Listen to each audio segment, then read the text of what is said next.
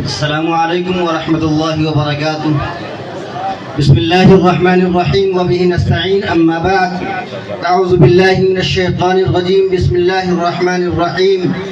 وإذ يرفع إبراهيم القواعد من البيت وإسماعيل ربنا تقبل منا إنك أنت السميع العليم. صدق اللہ العظیم.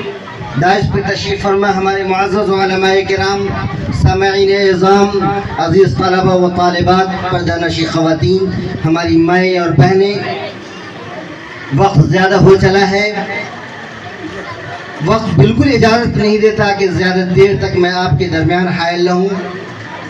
بس مختصر سی بات یہ کہ غالباً مجروح سلطان پوری نے کہا تھا کہ میں اکیلا ہی چلا تھا جانب منزل مگر لوگ ساتھ آتے گئے اور کارواں بنتا گیا. یہ مولانا نظام الدین صاحب دامت برکاتہم جو عمر میں ہم سے چھوٹے ہیں، ان کی قد و کاوش کا نتیجہ ہے. جیسا کہ آپ نے سماعت فرمایا کہ 2016 میں آپ نے الہدیٰ اسلامی کوئز کا انعقاد کیا تھا. یہ ترتیب دی تھی آپ نے پروگرام کی، اور پہلا پروگرام 2016 میں ہوا تھا. میرے محترم بزرگ اور دوستو، جب انسان حوصلہ کر لیتا ہے، ہمت کر لیتا ہے، تو ہمت مردہ مدد خدا. جب انسان ہمت کرتا ہے تو یقیناً اللہ کی مدد آتی ہی رہتی ہے. آپ دیکھ رہے ہیں کہ مولانا نظام الدین صاحب کے ساتھ ایک علماء کا بڑا قافلہ جڑا ہوا ہے. جہاں جہاں پروگرام کا انعقاد کیا جاتا ہے، جہاں علماء کرام مختلف علاقوں سے پہنچتے رہتے ہیں. میں نے قرآن کریم کی ایک آیت تلاوت کی. یہ رمضان، یہ قربانی کا مہینہ ہے، ذی الحجہ کا مہینہ ہے. ہم سب جانتے ہیں کہ حضرت ابراہیم علیہ السلام اور ان کے لخت جگر حضرت اسماعیل علیہ السلام نے خانہ کعبہ کی تعمیر فرمائی تھی. آپ خانہ کعبہ کی تعمیر فرما رہے تھے اور یہ دعا فرما رہے تھے، وَإِذْ يَرْفَعُ إِبْرَاهِيمُ الْقَوَاعِدَ مِنَ الْبَيْتِ وَإِسْمَاعِيلُ. یاد کرو اس وقت کو جب کہ حضرت ابراہیم اور ان کے لخت جگر حضرت اسماعیل خانہ کعبہ کی تعمیر فرما رہے تھے اور یہ دعا فرما رہے تھے، ربنا تقبل منا انک انت السمیع العلیم. اے ہمارے رب، تو ہمارے اس عمل کو قبول فرما لے. اور اسی آیت میں اللہ تعالیٰ نے آگے فرمایا، ربنا وابعث فیہم رسولا منہم یتلو علیہم. اے ہمارے رب، انہی میں سے ایک رسول تو بھیج دے جو قرآن کریم کی تلاوت کیا کرے، تیری آیات کی تلاوت کرے، جو تزکیہ قلب کیا کرے. وہ دعا قبول ہوئی اور ہم سب کے آقا جناب محمد الرسول اللہ صلی اللہ علیہ وسلم مکہ المکرمہ کی سرزمین پہ تشریف لائے. جو آپ کی تشریف آوری ہوئی تو حالات کتنے خراب تھے. ضلالت میں لوگ ڈوبے ہوئے تھے، گمراہی میں ڈوبے ہوئے تھے. قرآن کریم نے نقشہ کھینچا، وَكُنْتُمْ عَلَى شَفَا حُفْرَةٍ مِّنَ النَّارِ فَأَنْقَذَكُم مِّنْهَا. تم سب کے سب ہلاکت کے آخری دہانے پہ کھڑے تھے، تو اس مالک الملک نے جناب محمد الرسول اللہ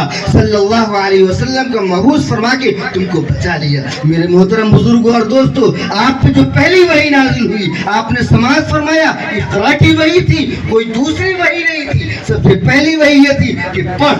خرابیاں نہ جانے کتنی تھی، لیکن ان خرابیوں کی طرف اشارہ نہیں کیا گیا. اشارہ کیا گیا تو تعلیم کی طرف اشارہ کیا گیا. میرے محترم بزرگوں اور دوستو، جتنے بھی انبیاء کرام تشریف لاتے رہے، ان انبیاء کرام کو اللہ رب العزت الگ الگ شکل میں معجزے عطا کرتے رہے. اور جناب محمد الرسول اللہ صلی اللہ علیہ وسلم کو جو سب سے بڑا معجزہ ملا، وہ کتاب کا معجزہ ملا، وہ علم کا معجزہ ملا، وہ ایجوکیشن کا معجزہ ملا، وہ علم کا معجزہ ملا. پتہ یہ چلا کہ جناب محمد الرسول اللہ صلی اللہ علیہ وسلم کو جو پیریڈ عطا کیا گیا، جو دور عطا کیا گیا، جو زمانہ دیا گیا، وہ علم کا دور ہو گیا. آج جتنا بھی دنیا ترقی کر جائے سائنس کے میدان میں اور نہ جانے دیگر علوم کے میدان میں، یہ سب کے سب جناب محمد رسول اللہ صلی اللہ علیہ وسلم کی مدعو منت ہوگی. میرے محترم بزرگ اور دوستو، آپ نے سنا کہ علم جب انسان کے اندر آ جاتا ہے تو ساری ہر قسم کی ترقیاں آنے لگتی ہیں. خود اس کی زندگی کا انداز بدل جایا کرتا ہے، رہنے سہنے کا انداز بدل جایا کرتا ہے. علم تو شاہ کلید ہے، علم تو ترقی کی شاہ کلید ہے.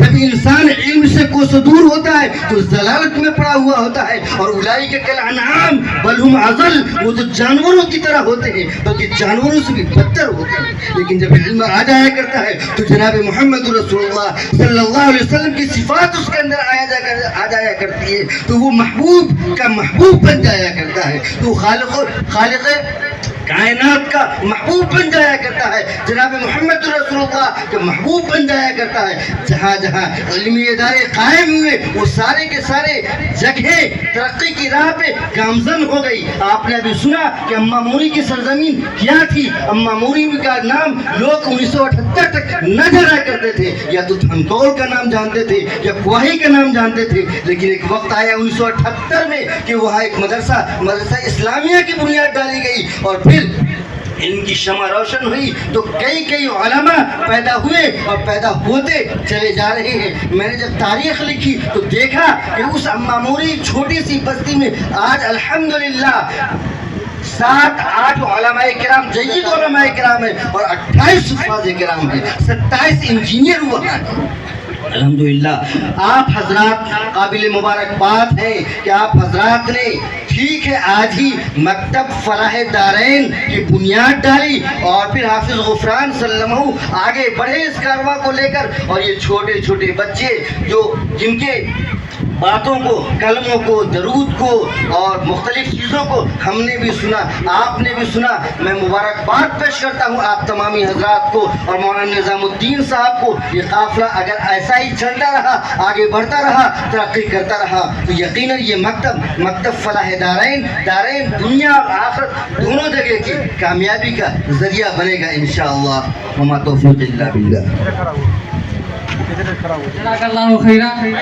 یہ گروپ